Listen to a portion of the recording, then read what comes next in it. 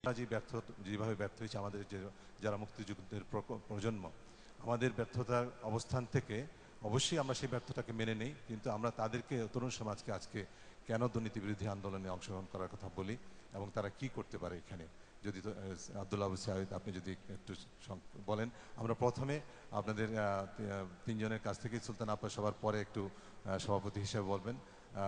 আমি প্রথমে এই তিনজনের কাছ থেকেই একই বিষয়টি 5 থেকে 7 মিনিটের মধ্যে বলার জন্য অনুরোধ করব। তারপরে আমরা চেষ্টা করব তরুণদের কিছু প্রশ্ন নেওয়ার জন্য। যদি সাঈদ ভাই আপনি শুরু করেন।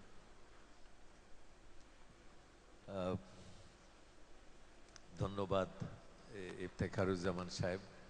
আপনার সঙ্গে আমার যে নিঃশব্দ চুক্তি হয়েছিল সেটাকে আপনি ভঙ্গ করেছেন।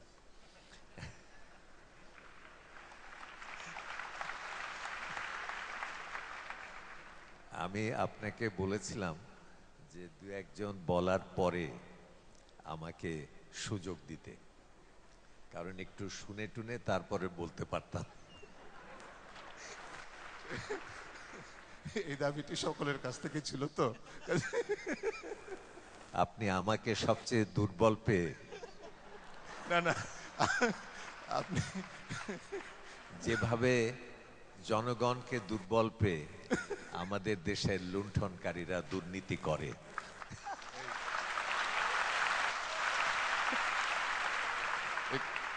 এই জন্যই আপনাকে শুরু করতে বলেছি।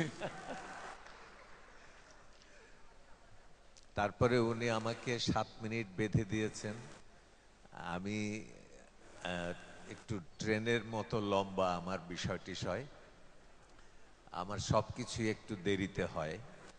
আমি কয়েকদিন আগে একটা অনুষ্ঠানে বলছিলাম যে আমার সব কিছুই জীবনে এসেছে দেরি করে।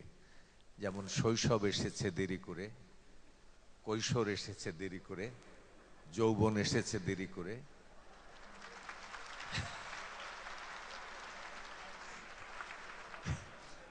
হ্যাঁ, প্রৌঢ়ত্ব এসেছে দেরি করে। সুতরাং বার্ধক্য যদি আসতেই হয়, আমাদের আশা থাকবে যে আপনার মৃত্যু অনেক অনেক দেরি করে আসবে। না না, মৃত্যু দেরি করে আসবে না, তোমারও না আমারও না।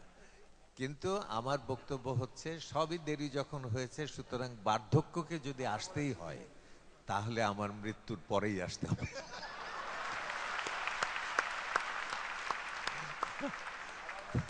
তো যা হোক, একটু 7 মিনিটের মধ্যে আমি আরম্ভ করতে পারি না, আমি কি করে শেষ করব বুঝি না। তো প্রথম কথা হলো, তোমরা যারা তরুণ, তারা নিশ্চয়ই তরুণ, আমিও তরুণ, মনে তরুণ। হ্যাঁ তরুণ। তো এখন দুর্নীতি, আমি আসছিলাম যখন, রাত্রে আমার ঘুম হয়নি, ঘুমের মধ্যে আমার মনে হলো একটা প্রশ্ন, যে দুর্নীতি জিনিসটা কি। তো আমি এসে টিআইবির চেয়ারপারসনকে জিজ্ঞেস করলাম যে আচ্ছা, এই যে চোরেরা যে চুরি করে, ডাকাতরা যে ডাকাতি করে, মাহবুব আনামত ওখানে পাশে ছিলেন, এটা কি দুর্নীতি? এটা কি দুর্নীতি? আমার মনে হয় এটা দুর্নীতি নয়। কারণ দুর্নীতি শব্দটার সঙ্গে একটা শব্দ যুক্ত আছে, তার নাম হচ্ছে নীতি। চোরের কোনো নীতি নেই, ডাকাতের কোনো নীতি নেই। সুতরাং দুর্নীতি সেই মানুষটি করেন যার নীতি আছে। যিনি মন্ত্রী শপথ গ্রহণ করেন যে আমি শত্রু মিত্র ভেদাভেদের সকলের প্রতি সমান বিচার করব, তিনি শপথ করে যখন অন্যায় করেন তখন সেটা দুর্নীতি। কোন সরকারি কর্মকর্তা, আমি সেদিন ওই ভেরিবাদের ওখান দিয়ে আসছিলাম আশুলিয়া থেকে মিরপুরের দিকে, দেখলাম একটা পুলিশের চৌকি বসানো। বেশ কিছু পুলিশ সেখানে আছে এবং প্রত্যেকটা গাড়িকে তারা থামাচ্ছে। আমাদের মতো ছোট ছোট গাড়ি এগুলোকে ছেড়ে দিচ্ছে, কিন্তু বড় গাড়ি হলেই আমরা দেখছি যে একজন যে ড্রাইভারের দিকে হাত বাড়াচ্ছে, ড্রাইভার যেন কি দিচ্ছে, তিনি সেটা আবার এসে গুনতে গুনতে কার কাছে দিচ্ছেন। এখন অর্থাৎ প্রত্যেকটা মানে তার চাকরি হয়েছে, মানে তার চাকরিটা ওখানে তাদেরকে বসানো হয়েছে যাতে ওই রাস্তাটা নিরাপদ হয়, কিন্তু তারা যে কাজটা করছেন সে কাজটা হচ্ছে প্রত্যেকটা গাড়ির কাছ থেকে তারা জোর করে টাকা কেড়ে নিচ্ছে। আমি মনে করি এইটা দুর্নীতি। আজকে সুলতানা কামালের একটা লেখা পড়লাম ডেইলি স্টারে, উনি পুলিশের কথা বলেছেন। পুলিশ আজকাল কি সমস্ত কাণ্ড করছে আপনারা সবই দেখছেন, সবই শুনছেন। তো উনি লিখেছেন যে পুলিশ আমাদের আইন শৃঙ্খলা রক্ষার জন্য তারা নিয়োজিত হয়েছে, তারা আমাদের কাছ থেকে জনগণের টাকা দিয়ে তারা চলছে। জনগণ যদি আইন শৃঙ্খলা ভঙ্গ করে তাহলে তার শাস্তি হয়। সুতরাং আইন শৃঙ্খলা রক্ষাকারী যদি আইন শৃঙ্খলা ভঙ্গ করে তার শাস্তি কি তার চাইতে কম হওয়া উচিত না বেশি হওয়া উচিত? আমি মনে করি 5 গুণ হওয়া উচিত। আইন শৃঙ্খলা ভঙ্গ করার জন্য আমার যদি 1 বছরের জেল হয়, একজন পুলিশের 5 বছর জেল হওয়া উচিত। আমার যদি 10 বছর জেল হয়, একজন পুলিশের মৃত্যুদণ্ড হওয়া উচিত। কারণ সে প্রতিজ্ঞা করে আইন শৃঙ্খলা ভঙ্গের দায়িত্ব গ্রহণ করেছে, আমি করি নাই। কেমন? তো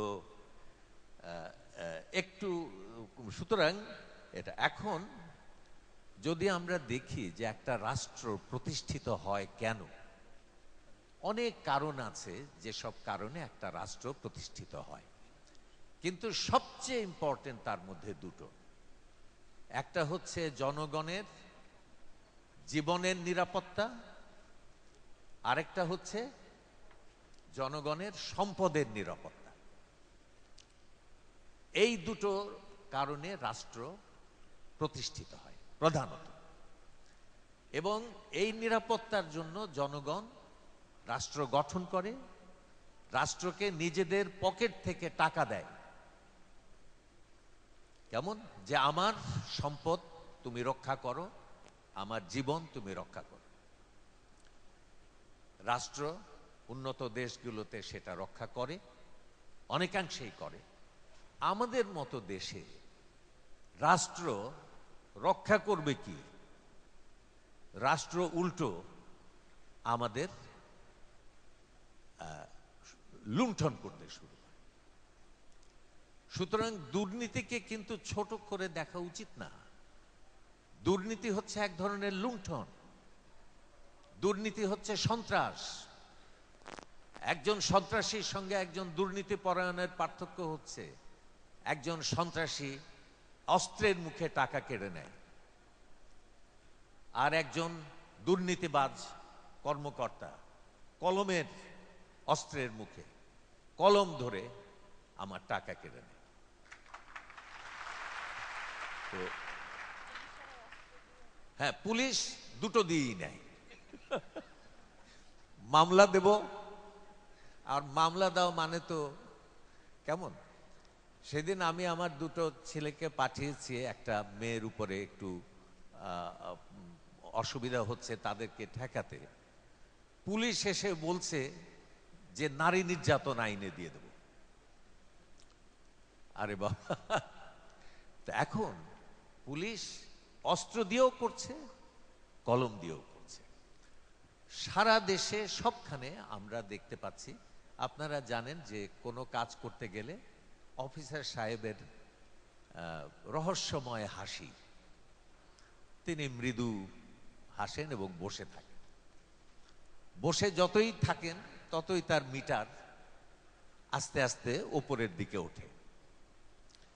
সিগনেচারটা দিয়ে দিলে তো শেষ, আর কিছুই পাবেন না তিনি। সুতরাং যতক্ষণ সিগনেচার তিনি না দিচ্ছেন ততক্ষণ তার মিটার উঠছে এবং আমাদের উপরে লুণ্ঠন এবং নৃশংস অত্যাচার হচ্ছে। এবং কত হাজার কোটি, বছরে বোধহয় 7,000 না 8,000 কোটি টাকা শুধু আমাদের কাছ থেকে, 9,500। হ্যাঁ, 9,500 কোটি টাকা আমাদের কাছ থেকে লুণ্ঠন করে নিয়ে যাওয়া হচ্ছে। তো এখন আমি শেষ করি।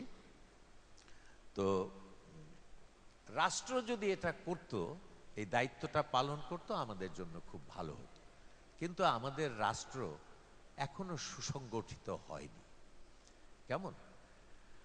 ব্রিটিশ আমলে আমরা দেখেছি, আর সবই ছিল, কিন্তু একটা সরকারি কর্মকর্তা মানে দুর্নীতিপরায়ণ, এর উদাহরণ কিন্তু খুবই কম ছিল। এক পুলিশ ছাড়া, পুলিশ খুব ঐতিহ্যবাহী। কেমন কেমন মানে ব্রিটিশ গভর্নমেন্ট আর সবাইকে কন্ট্রোল করতে পেরেছে, কিন্তু পুলিশকে কন্ট্রোল করতে পারেনি। সুতরাং দারোগাদের বলেছে, যাও বাবা একটা ভুঁড়ি বানাও। তারও কারণ ছিল, তারা চেয়েছিল ওদের মাধ্যমে জনগণকে নিয়ন্ত্রণ হ্যাঁ, করা। জনগণকে, হ্যাঁ, ওই দারোগার মাধ্যমে তারা জনগণকে দমন করতো। আজও গভর্নমেন্ট এই পুলিশের কাছে দুর্বল। যেই সময় পুলিশের বিরুদ্ধে পত্রপত্রিকায় সবচেয়ে ভয়ঙ্কর খবরগুলো উঠছে, সেই সময় আমাদের স্বরাষ্ট্রমন্ত্রী বলছেন যে পুলিশ ভালো হয়ে গেছে।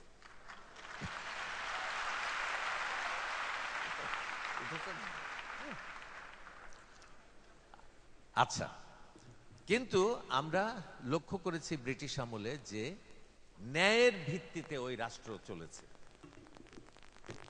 কেমন?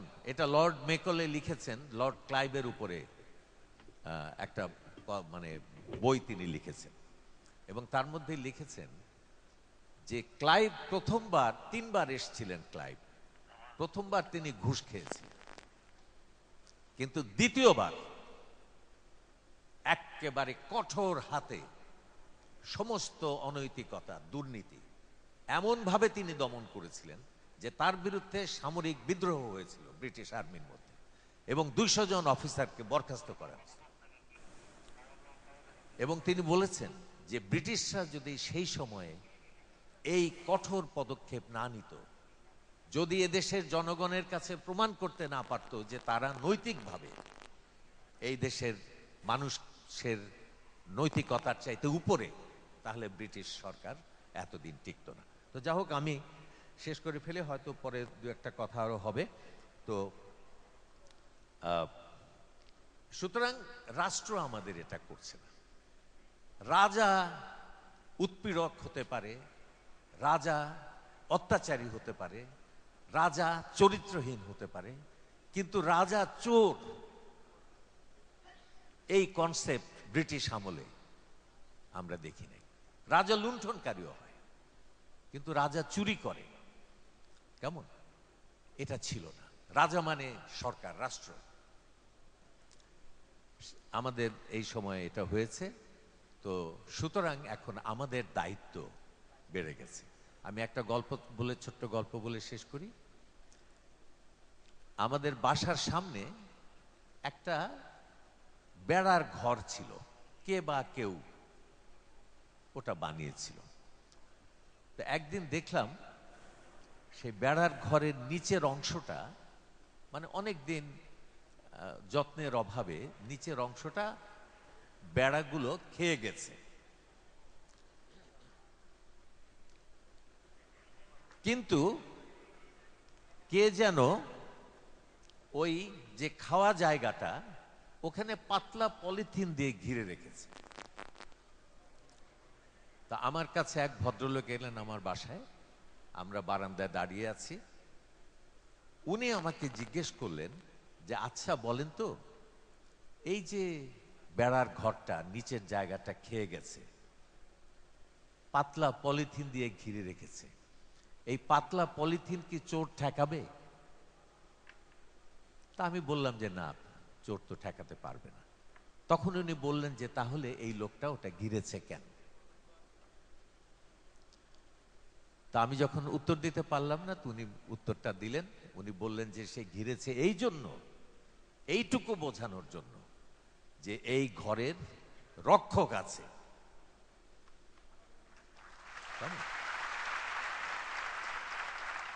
তো আমাদের দেশের রাষ্ট্রযন্ত্র প্রায় সম্পূর্ণভাবে দুর্নীতিগ্রস্ত।